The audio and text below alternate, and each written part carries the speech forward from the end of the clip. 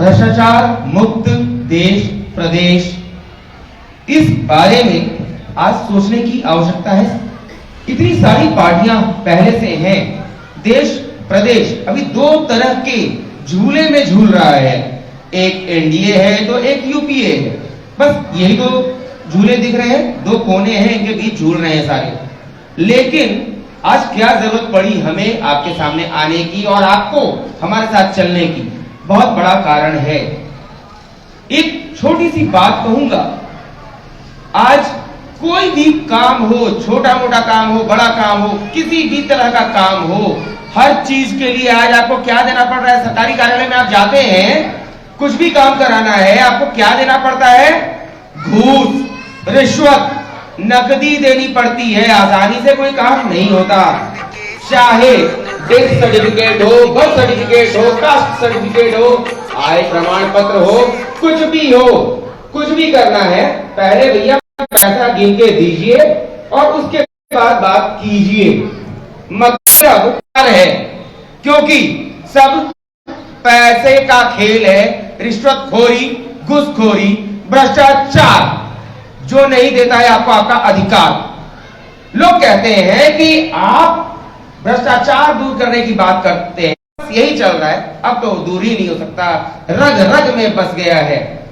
ऐसा नहीं है, इसका पूरा खाका है हमारे पास, ब्लूप्रिंट तैयार है, बस जरूरत है आपके साथ की। आपको ध्यान होगा, भारत सदियों तक गुलाम रहा। गुलाम रहा मतलब कभी किसी ने शासन किया, कभी किसी ने किया। और अंग्रेजों की ही बात करें, कहा जाता है कि 200 सालों तक भारत गुलामी की बेड़ियों में जकड़ा रहा, अंग्रेजों की गुलामी में रहा। लेकिन सोचिए, 200 साल की ही बात करते हैं, 200 साल तक लोग गुलामी में रहे। कई लोग तो ऐसे थे जो उसी बीच में अपना जीवन त्याग गए, ये सोचकर कि भारत को कभी आजादी मिलेगी नहीं। लेकिन कुछ थे मतवाले, कुछ थे पगले, कुछ थे दीवाने, जिन्होंने कहा कि नहीं, भारत हमारी माता है और इसको हम किसी के गुलामी में नहीं रहने दे सकते। कुछ पगले थे जिन्होंने चाहे नरमी से चाहे गर्मी से भारत को आजादी दिलाने के लिए सब कुछ न्यौछावर कर दिया। 200 साल की गुलामी खत्म हो गई और अभी तो 1947 से अब तक मात्र 75 वर्ष बीते हैं भैया। 75 वर्ष में आप कहते हैं कि भ्रष्टाचार के गुलाम हो गए। जब 200 साल की गुलामी खत्म हो सकती है तो ये 75 साल कौन सी बड़ी चीज है? भ्रष्टाचार खत्म क्यों नहीं हो सकता? बस आवश्यकता है जागने की। आज सबको, जो पार्टियां अब तक रूलिंग पार्टी रही है, सत्ता में रही हैं, उन पार्टियों ने क्या किया है? एक घुट्टी पिला दी, हर काम के लिए पैसा देना होगा और नशे में सुला दिया जनता को, नशे में सुला दिया, स्वाभिमान को मार दिया, लोगों के अंदर का स्वाभिमान को नशे में डुबोकर मार डाला। किसी से ठप्पा लगवा लिया, किसी को कुछ देकर हस्ताक्षर करवा लिया। उसी स्वाभिमान को जगाना है और 75 ही साल हुए हैं। अब भी अगर जाग गए, जागरूक हो गए, आपका स्वाभिमान आज से भी अगर जाग गया तो भ्रष्टाचार ना किसी ऐसी बड़ी खेत की मूली नहीं है जिसको काट कर खत्म ना किया जा सके, उड़ाया ना जा सके, बर्बाद ना किया जा सके। भ्रष्टाचार खत्म हो सकता है, उसके लिए बस आपको आगे आने की जरूरत है। कंधे से, जो हमारा कंधा है ना, कंधे से कंधा मिलाकर चलने की जरूरत है। मैं तो इतनी बात कहता हूं, मैं तो चल पड़ा, अब देखना है कौन कौन हमारे साथ है और साथ चलेंगे ही, तभी आपको, केवल आपकी बात नहीं है, केवल हमारी बात नहीं है, हमारे बच्चों को, हमारी आने वाली पीढ़ियों को क्या हम कौन सा दिन देना चाहते हैं?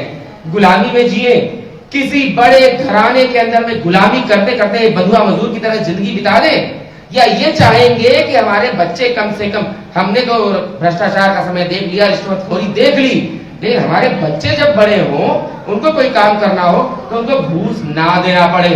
ऐसा चाहते ही होंगे, सीधी सी बात है। घूसखोरी खत्म करना चाहते होंगे, लेकिन घर में बैठकर नहीं होगा। टीवी पर देख लिया कि देखो वहां पर कोई इतना भ्रष्टाचार है, अखबार उठाया, देख लिया कि अरे इस चीज के लिए घुसखोरी हो रही है, बहुत गड़बड़ है भाई। राजनीति एक दलदल है, लेकिन दलदल को साफ करने के लिए दलदल में उतरना पड़ेगा। अगर मैं सिर्फ इतना कहता हूं, आपको जिस तरीके का सहयोग आपको अपने लिए, अपने बच्चों के लिए, अपनी पीढ़ियों के लिए जो सहयोग आप दे सकते हैं वो देना ही होगा। आज विकल्प नहीं है कि हाँ सोचेंगे, करना पड़ेगा। नहीं तो बच्चों को जाने दीजिए उसी दलदल में, भ्रष्टाचार झेलने दीजिए। अगर चाहते हैं कि बच्चों को भ्रष्टाचार मुक्त वातावरण मिले, घूस ना देना पड़े, आपके बच्चे का एडमिशन जब कराना हो तो वहां डोनेशन का नाम ना आए। किसी का इलाज कराना हो तो सरकारी अस्पताल जाएं और आराम से इलाज हो जाए, प्राइवेट अस्पताल का चक्कर ना लगाना पड़े। सरकारी अस्पताल में अच्छी सुविधा चाहिए तो किसी की सिफारिश पैरवी ना करनी पड़े। अगर ऐसा चाहते हैं तो आपको तो आज नहीं तो कल, आज ही बल्कि खड़ा तो होना होगा। खड़ा होने के कई रास्ते हैं।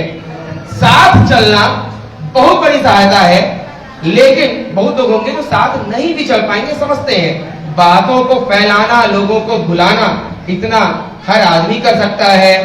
ये किया जाएगा तो ध्यान रखिए, आने वाला समय ना वास्तव में स्वर्ग जैसा होगा। एक अच्छा देश, एक अच्छा प्रदेश आपके साथ होगा, अच्छा समाज आपके साथ होगा। और हमारे देश के एक वीर सपूत थे नेताजी सुभाष चंद्र बोस। नेताजी सुभाष चंद्र बोस का एक बहुत बड़ा नारा था जो कि सभी के जुबानी याद है, सभी मुंह से बोलते हैं, आपको भी याद होगा। उन्होंने कहा था, तुम मुझे खून दो मैं तुम्हें आजादी दूंगा। तुम मुझे खून दो मैं तुम्हें आजादी दूंगा। उन्हीं की प्रेरणा से मैं एक छोटी सी बात कहता हूं, आप मेरा साथ दीजिए, मैं आपको अधिकार दूंगा। अधिकार मिलेगा तब स्वाभिमान मिलेगा। इस बात को ध्यान रखना होगा और सबको आगे आना होगा। बातें तो बहुत सारी हैं, कहने को बहुत कुछ है, जगाने के लिए कभी देर नहीं होती, लेकिन हाँ जागने के बाद भी अगर सो जाएं तब तो देर ही देर है। क्योंकि कहा जाता है ना, सुबह का भूला शाम को लौट आए तो भूला नहीं कहते। लेकिन फिर भी अगर शाम को घर आकर फिर से भूल जाए तब वो भूला ही है और उसमें कोई कुछ नहीं कर सकता। इसलिए आज आपको स्वाभिमान से जीने के लिए, आपके बच्चों को स्वाभिमान से जिंदगी दिलाने के लिए आज हम सब खड़े हैं। जरूरत है आपको साथ आने की। और इस बात के लिए मैं धन्यवाद देना चाहूंगा हमारी पार्टी के संस्थापक अध्यक्ष, वित्त मंत्री रह चुके छत्तीसगढ़ के श्री वीरेंद्र पांडे जी का। उन्होंने ये दायित्व सौंपा है कि जगाने के लिए, आप सबके अंदर ऊर्जा भरने के लिए जो करना हो, जैसे करना हो, करना होगा और मैं करूंगा। आप लोग में से सबको मैं चाहता हूं, आप सब जागेंगे अपने लिए, अपने बच्चों के लिए, अपनी आने वाली पीढ़ियों के लिए। इतना कहकर अभी मैं अपनी बात को विराम देता हूं। धन्यवाद।